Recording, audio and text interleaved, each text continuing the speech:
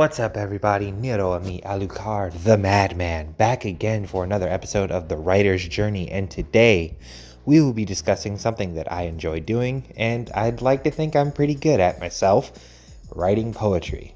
So, let's get into it, shall we? So, poetry is a very kind of weird thing to explain, because poetry and prose are like second cousins. There's different kinds of poetry and blah, blah, blah, blah, blah, blah, blah, blah, blah. So today I'm going to focus on how to generate, how to structure a poem. I'm not going to focus on how to, what kind of style of poetry you should be writing or anything like that. But I'm just going to give you some tips as to how to write an effective poem or a poem that gets a message across. So step number 1, become friends with a thesaurus. Using the same words over and over again, whether you're writing rhyming poetry or non-rhyming poetry, really defeats the purpose of poetry. The purpose of poetry, in my eyes, has always been, writing poetry is like taking a picture of your feelings in that moment and then using the words to describe that picture.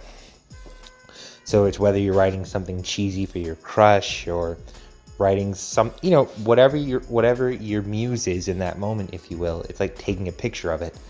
So become friends with the thesaurus. It'll pay off in the long run, trust me. This also ties into my other episodes in this series, planning a novel and writing a research paper. Use a thesaurus. They will become your best friends. Another big thing to keep in mind is to become friends with the terms metaphor and simile. Now, metaphor and simile are essentially two different words for the same thing. A metaphor and a simile are both comparisons. A metaphor, if I recall correctly, does use the word use the words like or as somewhere in it, and a simile does not. So becoming friends with these two terms and learning how to write them effectively is paramount to writing good poetry. Obviously art is subjective, but if you're the kind of person that wants to get better at writing or get better at writing poetry specifically, become friends with metaphors. Seriously, I cannot stress this enough. Metaphors are your friends. Similes are your friends. Thesauri are your friends. I know I'm kind of redundant here, but seriously, these things do help you in the long run.